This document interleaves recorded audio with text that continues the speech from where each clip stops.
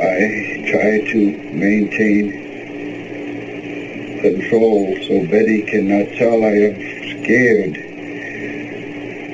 God, I'm scared. I wasn't afraid. I was afraid when I saw the men in the road.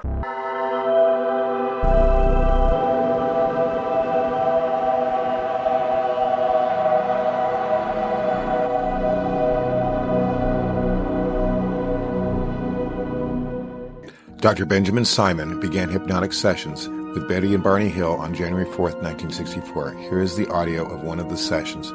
Through hypnotic regression, Barney Hill recounts what occurred in New Hampshire in 1961. I want to wake up. You're not going to wake up. You're in deep sleep. You're comfortable, relaxed. This is not going to trouble you. Go on.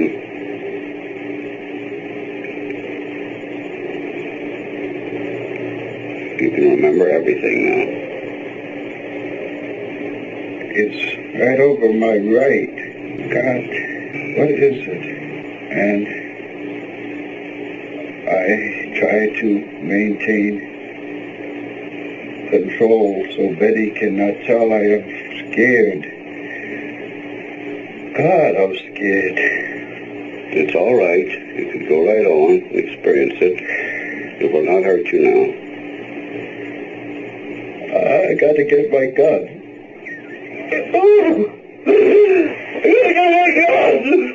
All right. All right. That's all. Stop. Go to sleep, Steve. You forget now. Oh, You Lord. forget it now. You've forgotten. Calm now. Relaxed. Deeply relaxed. Deeply relaxed. You will not have to make any outcry, but you can remember it now. Keep remembering. You feel you have to get your gun. This is going to harm you, you felt. I opened the trunk of my car, and I get it, and I get back in the car. All right, just keep reasonably calm. And I put it in my coat. And then I get out with the binoculars, and it is there. And I look, and it shifts over, and I think, I'm not afraid. I'll shoot it down if I'm not afraid. And I walk out, and I walk across the road. There it is, up there. Oh, God damn it! Calm down. Calm down, it's there, but you can see it, but it's not going to hurt you. Go on.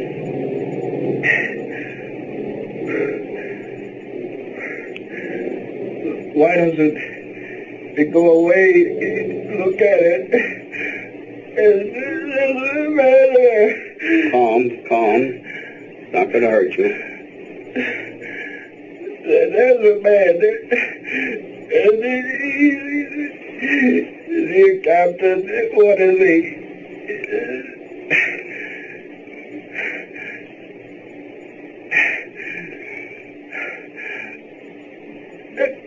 It's gonna look at me. Just a minute, let's go back a little bit now. You say it's there. Did you say it was 1,000 feet away? Oh, no. 1,000 yards? It doesn't look that far. It's very big. And it's not that far. And I can see it tilted toward me. Tilted? What does it look like now when you say tilted? Did you see wings? Looks like a big pancake with windows and rows of windows and lights of not light, just one huge light. And rows of windows like a commercial plane? Rows of windows. They're not like a commercial plane because they curve around to the size of this pancake. And I say, my God, no. I have to shake my head. I got to, it can't be true. This isn't there. It's still there. And I look up and down the road. Can't somebody come and tell me this is not there? It can't be. And, you're still asleep, but you can see it all clearly. It's there. You sure it's there? Yeah. You weren't having a dream? It's there. You'd had no sleep that evening? I touch my right arm. It's not my right, it's my left arm. And then I touch my right arm, and it is my left arm. I'm confused. You're clear now. You're relaxed. It's still there. If I let my binoculars fall and dangle from my neck and then start over again, maybe it won't be there. But it is. Why? What do they want? What do they want? One person looks friendly. He's friendly looking, and he's looking at me over his right shoulder, and he's smiling. Could you see him clearly? Yes, I thought. What's his face like? What does it make you think of? It's round. I think of a red-haired Irishman. I don't know why, but I think I know why. Because Irish are usually hostile to Negroes, and when I see a friendly Irish person, I react to it by thinking I will be friendly. And I think this one that is looking over his shoulder is friendly. You say looking over his shoulder. Was he facing away from you? Yes, he was facing a wall. And you saw him through this window, or you said there was a row of windows? It was a row of windows. Just a huge row of windows, only divided by struts or structures that prevented it from being one solid window, or then it would have been one solid window.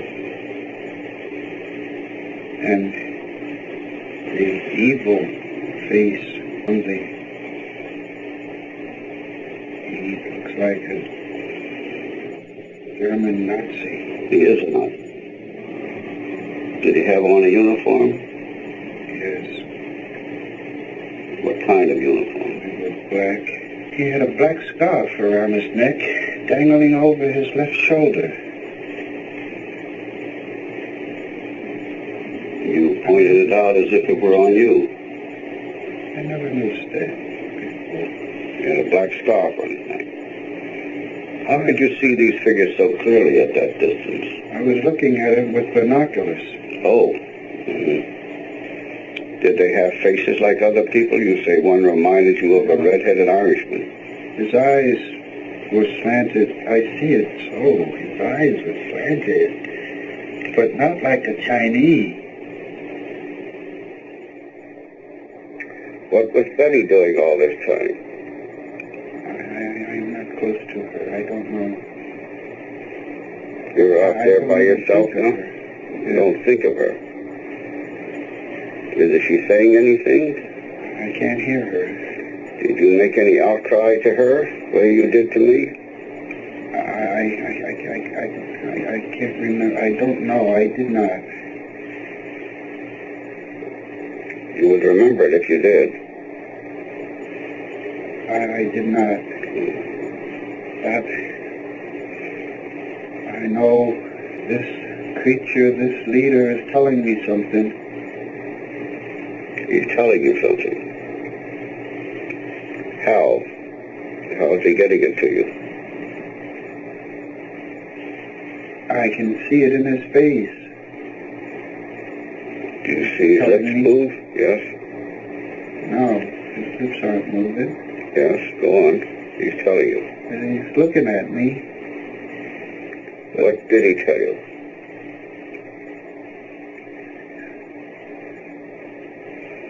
Stay there and keep looking.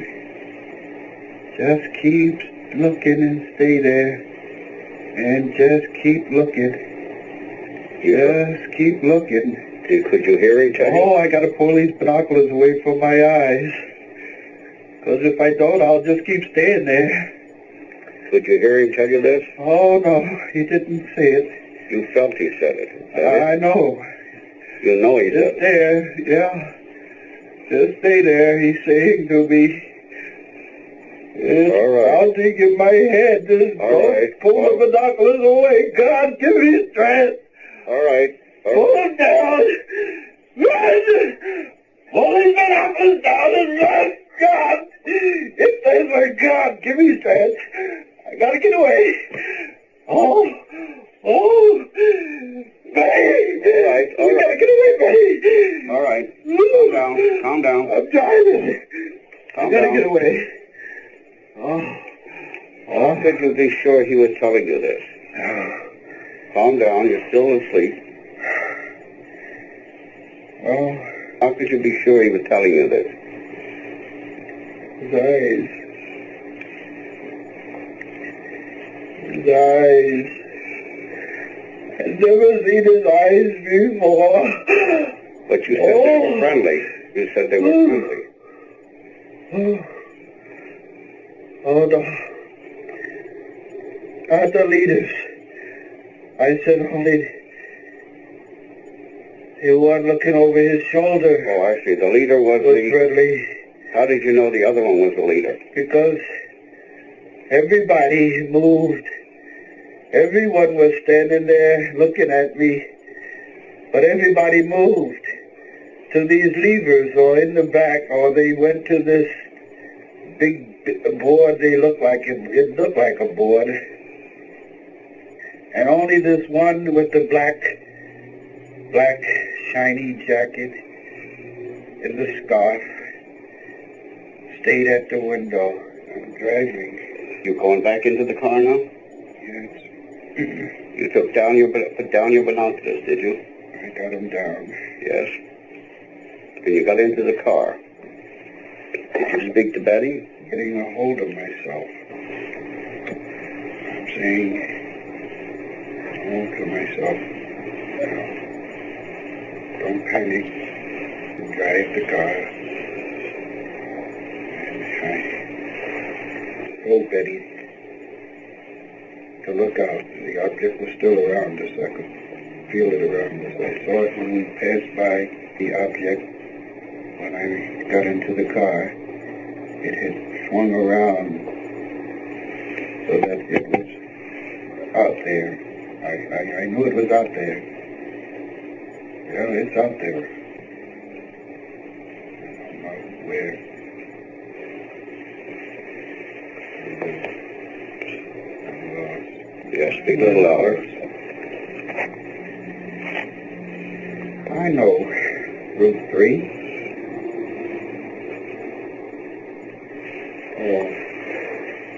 Oh, those eyes. They're there in my brain. Oh, please. Can I wake up? Stay asleep a little longer. Oh. We'll get through this now, all right. We'll get through it all right. All of your feelings, tell me. It won't upset you so much. They're there. Isn't that funny? Oh, the woods. Yes. That crazy dog. She stays in the car all the time. Isn't that funny? He says doesn't bark, do anything? She just stays there. What about Betty? I don't know. Isn't she saying anything? Oh, I don't understand. Are we being robbed?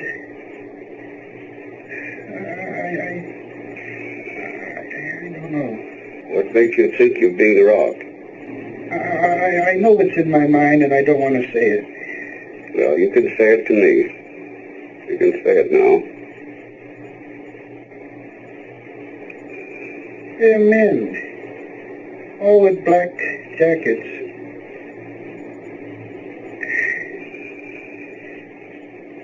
And I don't have any money.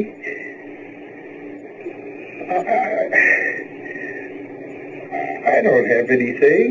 I don't know.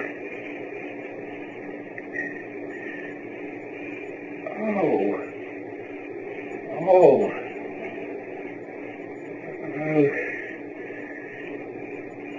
The eyes are there. Always the eyes are there. And they're telling me I don't have to be afraid. Is there an accident down the road? What's the red? The bright red. Bright red? Yeah. What is that? Orange and red. Where is that? Right down the road.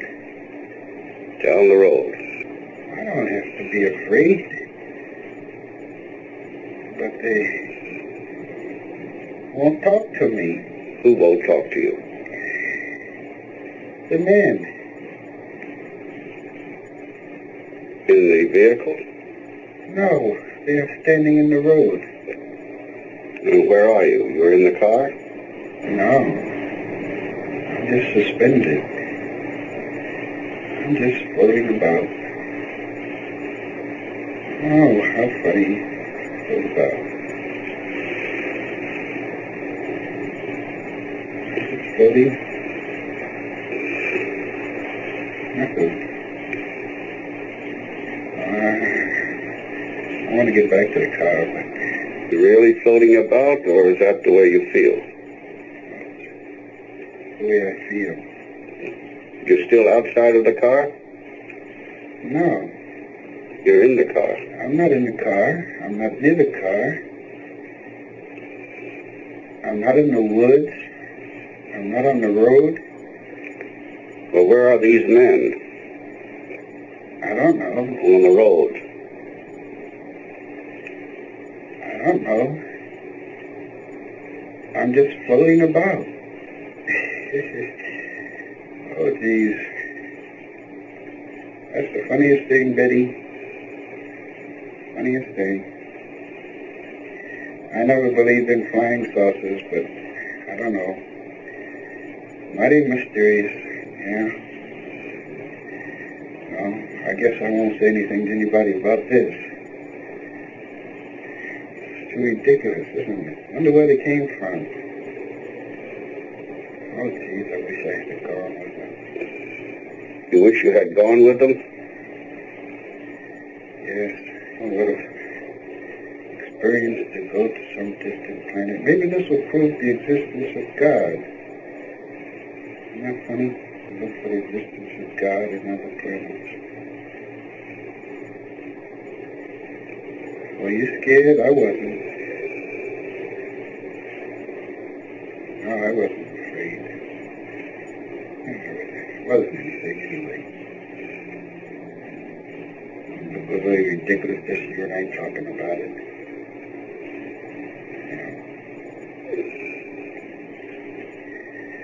Well, we're getting into Portsmouth a little later than I expected. All right, we'll stop there.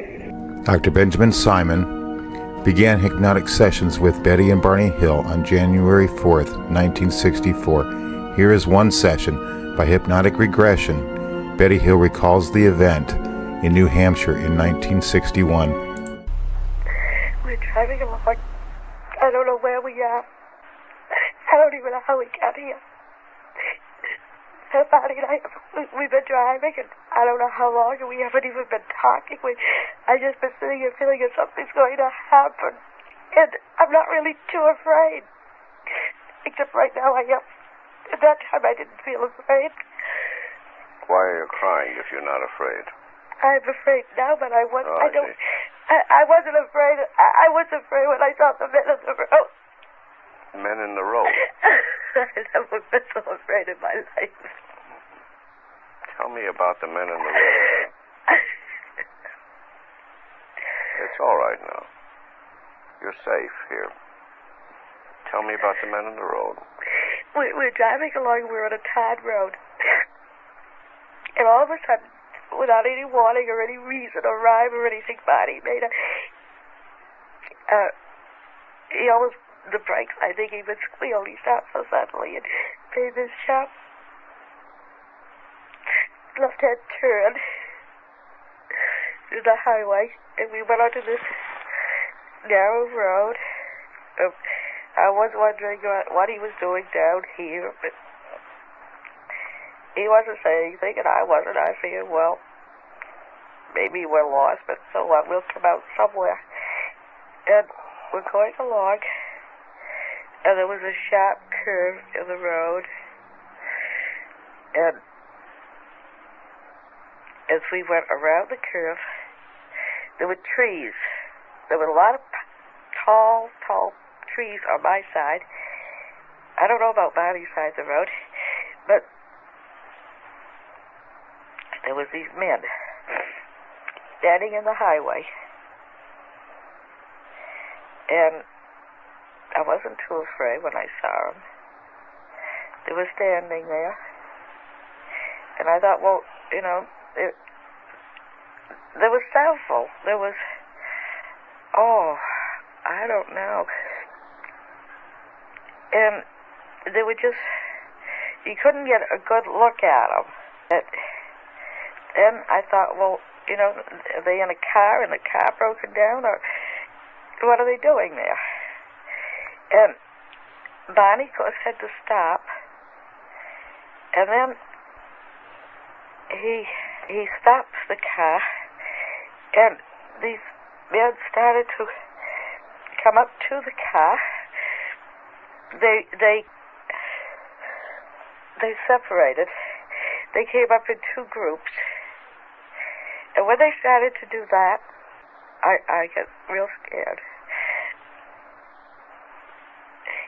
And the car motor died. The car stalled. And when they started coming up, Barney tried to start the car. He tried to start it, and you know how a motor of a car would just turn over, and won't fire? And he tried to start the car. He did what? He's trying to start the car, yes. And it won't start. And the men are coming towards us. And I think, well, I can get away from this. If I get the car door open, I can run in the woods and hide. And I'm thinking it, and I just put my hand on the car door and open it. And the men come up, and they open it for me. And they open the car door, and there's not very big men. And there's 1, 2, 3 next to me, and then there's 2 men behind them. I didn't hear that. 2 men. There's a car door, and there's 1, 2, 3 men, Yes. and then there's 1, 2 more behind them. Yes. And one man puts his hand out. Go on.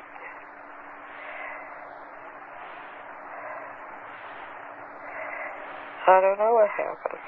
You can remember everything now.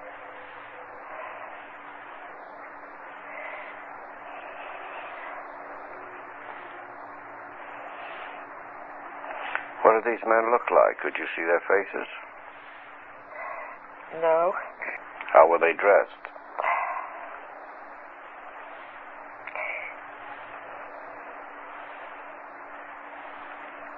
Alike, somehow or other. Did they have on any uniform, or were they in ordinary clothes? More like a uniform. Uniform. Does it resemble any uniform you know? I couldn't see. There's a couple of men behind me, and then this body, and there's a man on each side of him, and my eyes are open. My body's still asleep. He's walking and he's asleep. And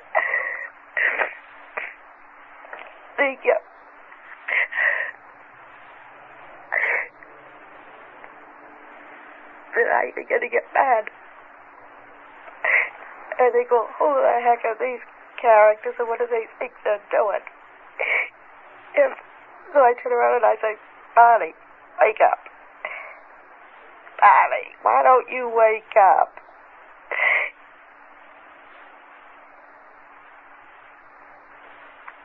And he doesn't pay any attention. He keeps walking.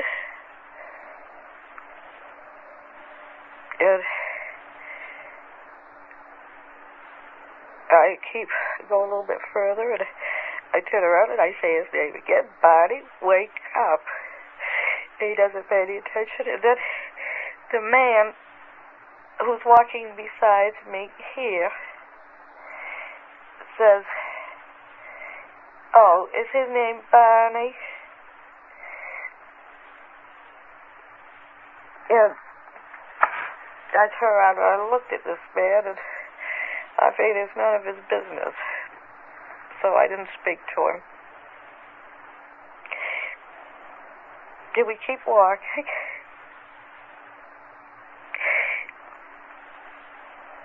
And I try to wake Barney up again. I keep saying, Barney, Barney, wake up. And he doesn't. So the man said, he asked me again, he said, is Barney his name? Then I wouldn't ask him, so that he says, don't be afraid. You don't have any reason to be afraid. We're not going to harm you. But we just want to do some tests. When the tests are over with, we'll take you and Barney back and put you in your car, and you'll be on your way back home in no time. And so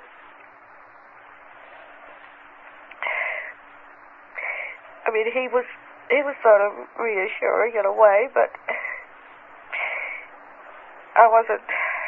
can't say that I trusted what he said. And I wasn't sure what was going to happen, and we kept walking, and the body was still asleep, and then... You mean he was walking in his sleep? Yeah, he was just like sleepwalking. These men spoke good English? Only one spoke, the one who was on my left. And he said... And then he was more or less... He had an accent.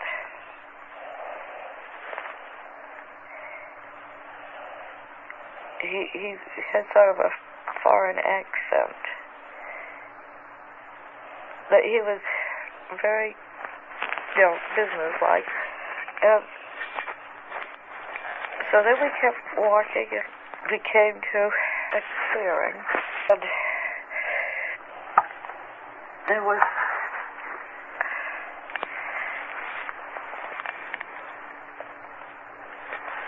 came to the clearing, and there was... Oh, I wish it was lighter so I could get a better picture of it. There was a ramp and a door. There was the object was on the ground. The object was on the ground. Yeah, I think it was the same one I was watching in the sky. And it was, there were trees, and there was a path, and there was this clearing. And this object just, the clearing I could see just about filled up the clearing. And they're taking me up to the object. Now, I don't want to go on it. I don't know what's going to happen if I go on it. I don't want to go.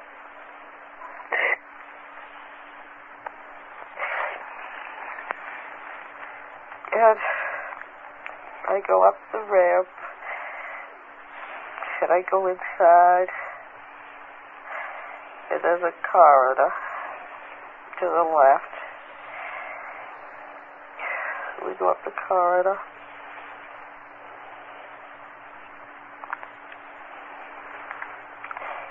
And there's a room, and they start to take me in the room. Some of the men come in the room with this man who speaks English and me. They stay for a minute. I don't know who they are. I guess maybe they're the crew. But they only stay for a minute. And the man who speaks English is there, and another man comes in. I haven't seen him before.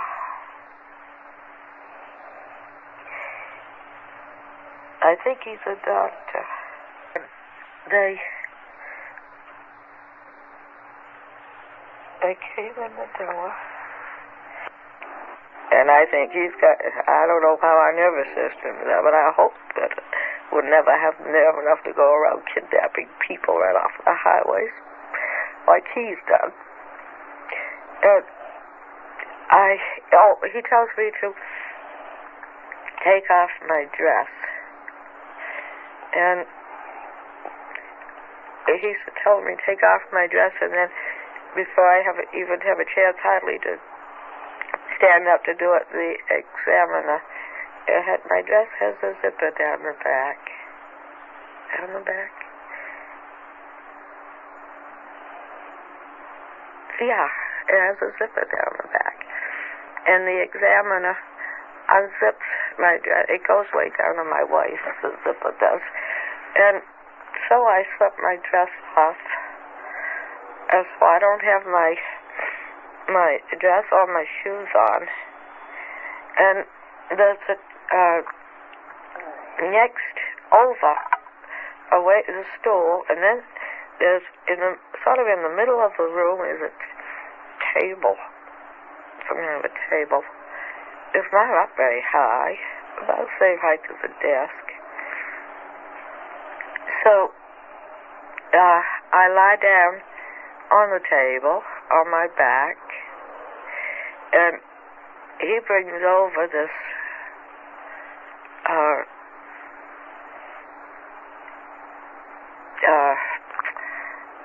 how can I describe it? They're like needles. There's a whole cluster of needles, and each needle has a wire running from it. So then they roll me over on my back, and the examiner has a long needle in his hand, and I see the needle, and it's bigger than any needle I've ever seen. And I asked him what he's going to do with it, and he said just a simple test to hold me. And I asked him what, and he said he just wants to put it in my navel. It's just a simple test. And I don't know, it will hurt. Don't do it. sore. And he said, no, it won't hurt. And he sticks a needle into my nail. And said,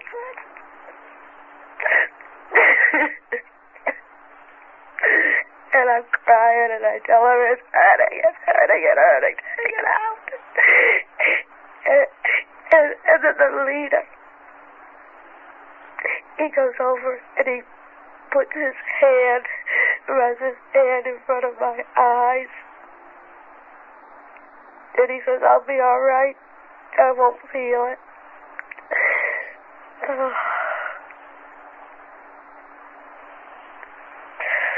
And all the pain goes away. And the pain goes away, but I'm still sore from where they put that, I don't know why they put that long needle into my navel.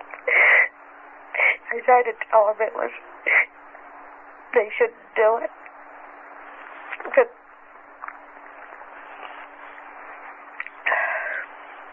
did they make any sexual advances to you? No. They didn't. No. I asked the leader, I said, why did they stick the needle in my navel? And he said it was a pregnancy test. And I said, well, I don't know what they expected, but that was no pregnancy test here. And he didn't say any more. So,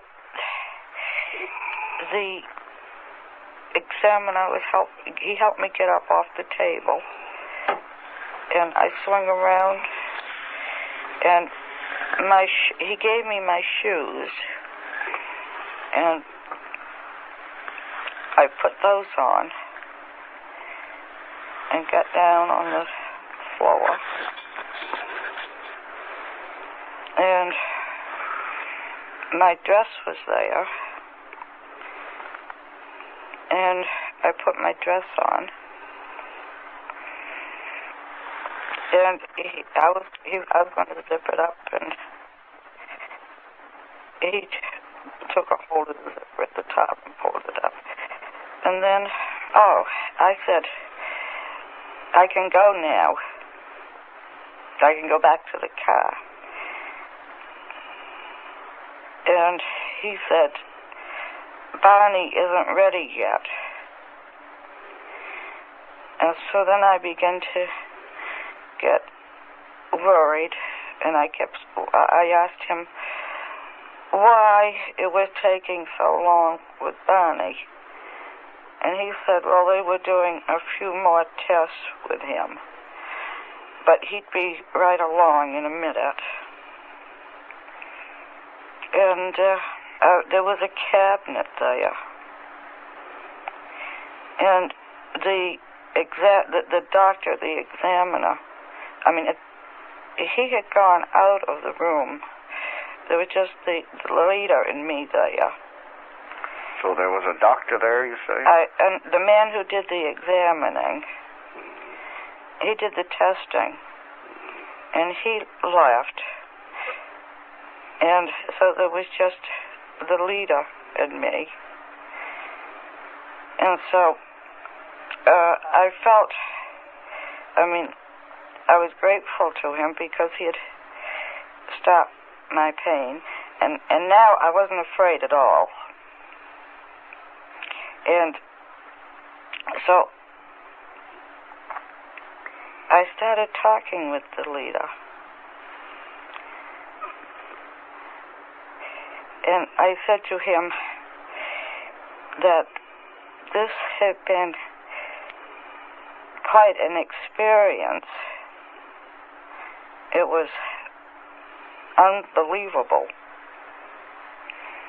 that no one would ever believe me, and that most people didn't even know he was alive, and that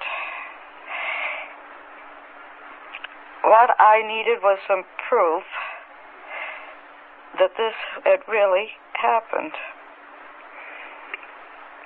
So he laughed, and he said, well, what kind of proof? did I want? What would I like?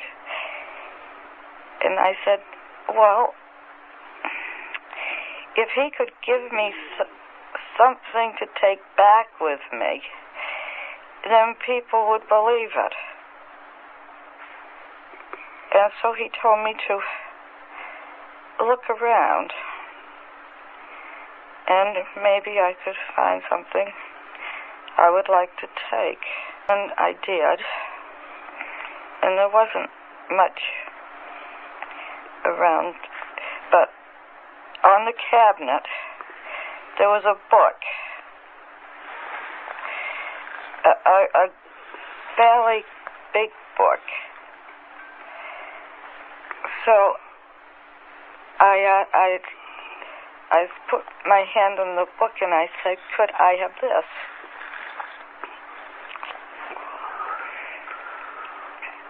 And the leader laughed, and he asked me if I thought I could read it. And I told him, no, I laughed too. I said, no. But I wasn't taking it to read. That this was going to be my proof, that this had happened. That this is my proof. And so he said that I could have the book if I wanted it. And I picked it up, and I was delighted. I mean, this was more than I had ever hoped for. He went over across the room to the head of the table, and he did something. He opened up, it wasn't like a drawer. He sort of did something in the metal of the wall. There was an opening, and he pulled down a map.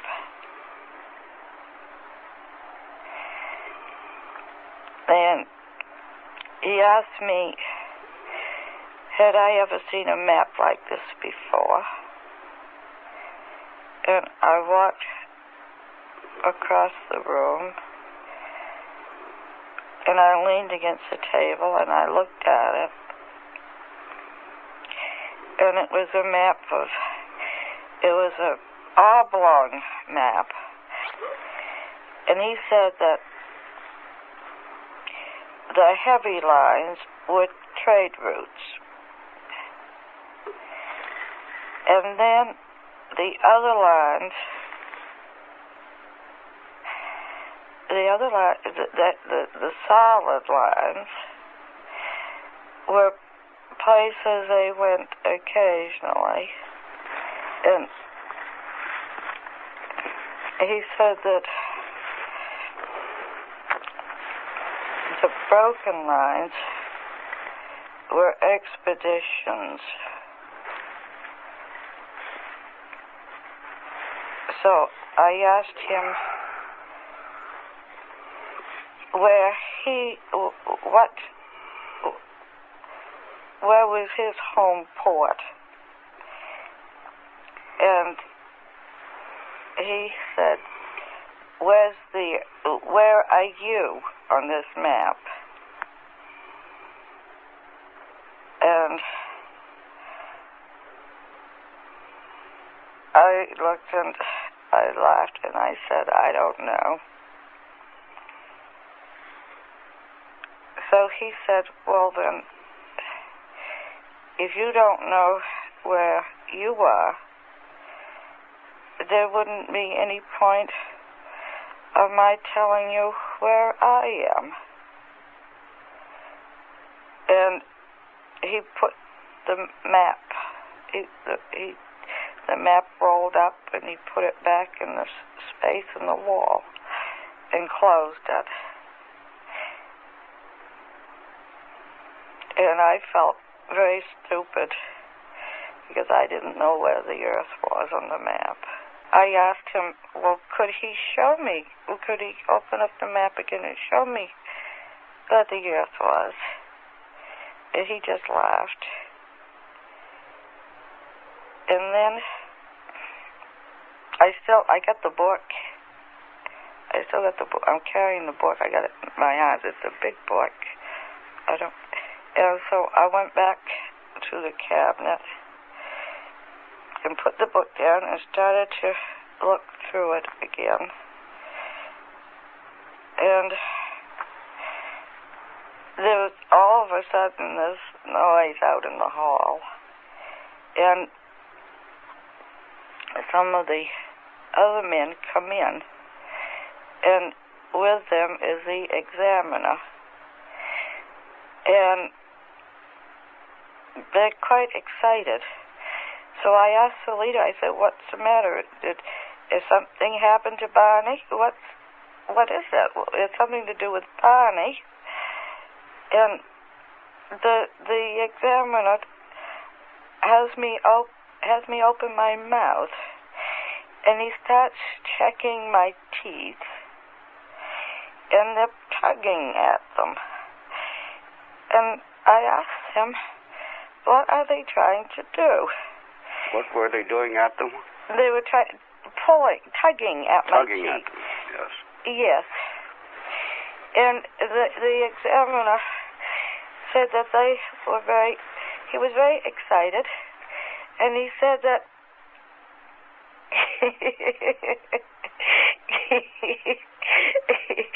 he said that they couldn't figure it out.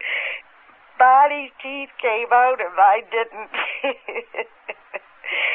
And I was really laughing. And I said that Barney had dentures and I didn't, and that's why his teeth would come out. And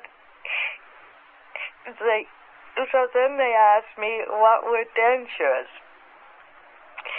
And I said that people, as they got older, washed their teeth. They had to go to the dentist and have their teeth extracted, and they put in dentures. Or a person, sometimes, Barney had to have dentures because he had a mouth injury of some sort, and he had to have his teeth extracted.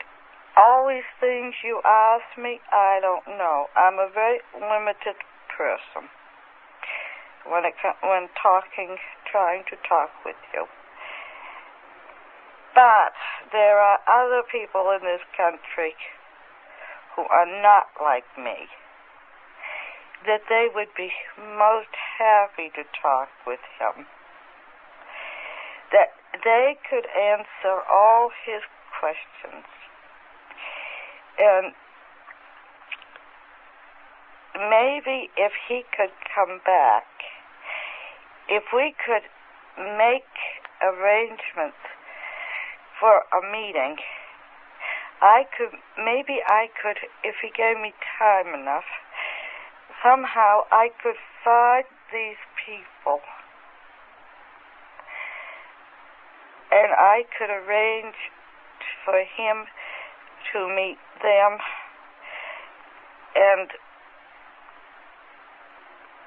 it would have to be done so there'd be no danger involved. I wouldn't want him to be exposed to any danger. That I don't know how I could do it. I don't know how I'd work it out somehow. But if he could come, I want him to come back. I want him to.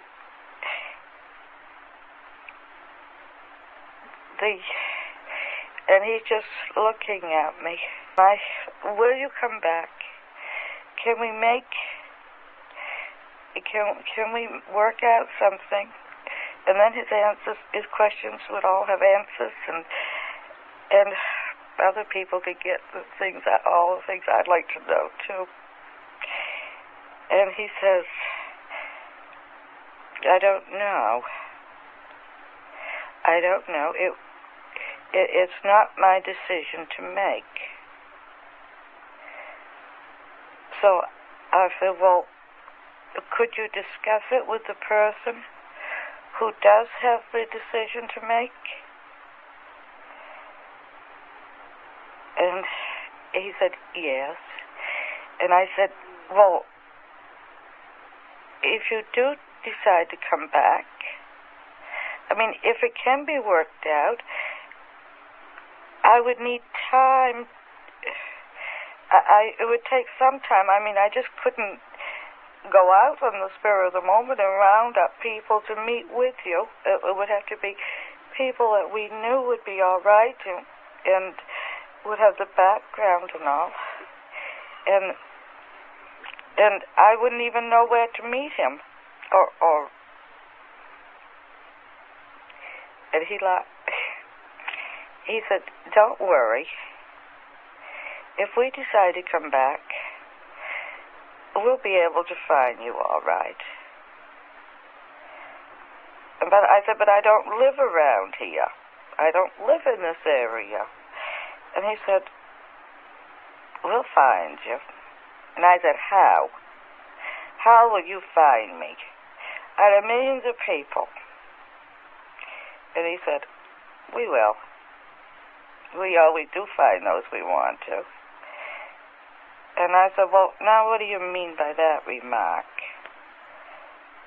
And he just laughed. And then Barney's coming. They're bringing Barney out. I hear the men out in the corridor. And I said, Barney's coming. And he said, yes, you can go back to the car now. And I got the book. And Barney's coming out. And Barney's eyes are still shut. Good heavens. He's missed an awful lot. I wonder if they made him keep his eyes shut or if he's scared. Now it's time to go back to the car, and the leader said, come on, we'll walk back to the car with you. I said, all right. I said, but I wish I knew if you were going to come back. And he said, well, we'll see. And we're out into the corridor. Barney's behind me with his eyes shut. There's a man on each side of him. And I'm all ready to go down the ramp when some of the other men, not the leader, but some of the other men are talking.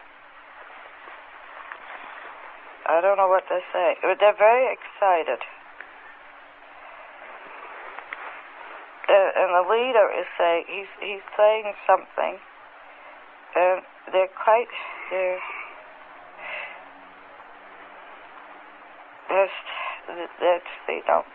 undecided about something. And then,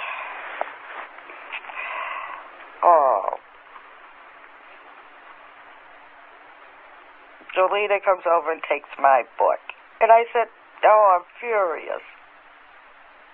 I said, you promised me I could have the book. You gave me your word I could have it. And he said, I know it. He said, but the others object. They don't want you to have it. And I said, but this is my proof. If you take the book away from me, I'll have no proof that this has happened. And he said, that's the whole point. They don't want you to know it's happened. They want you to forget all about it.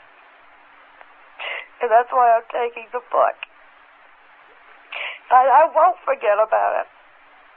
You can take the book, but you never can make me forget about it. Because I'll remember it's the last thing I ever do.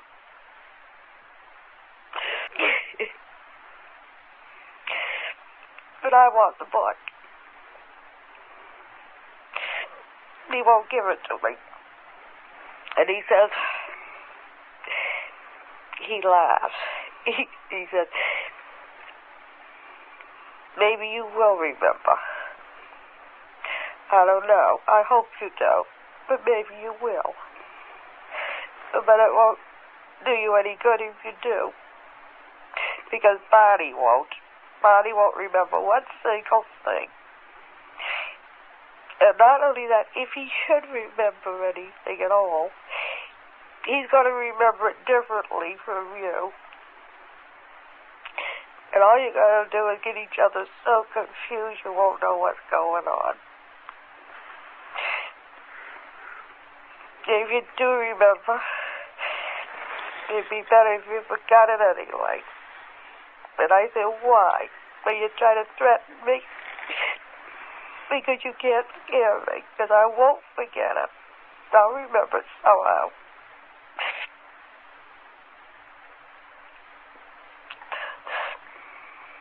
So then he said, all right, now, come on, let's go back to the car.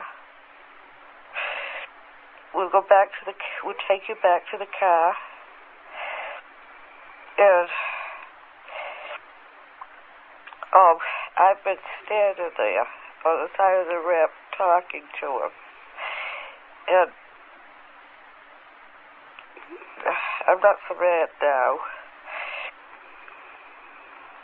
And they've taken Barney ahead while we were talking. So the other men are going ahead. And he said,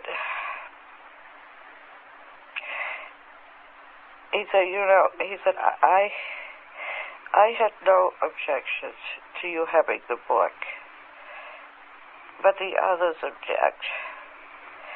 And they have as much right to make this decision as I do. So I said, all right, I won't be mad at you. But it is the most, I wish I could be able to have some proof of this, because it's the most unbelievable thing that's ever happened.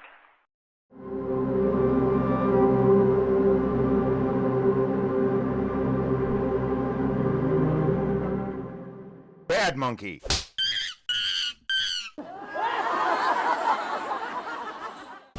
We're pioneering the world's most expansive, phenomenon-based database and research platform.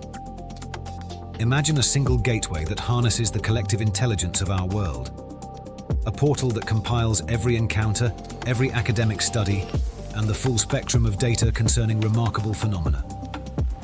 Meticulously curated and interconnected through advanced artificial intelligence, our platform transforms scattered information across the web and in physical print into a cohesive matrix of knowledge. Paradox aims to bring all this content into one searchable, dynamic database. We're not only hosting the world's largest collection of phenomenon-related content, but also helping empower our users to find critical connections between diverse topics, from UFOs and alien abductions to near-death experiences and reincarnation reports.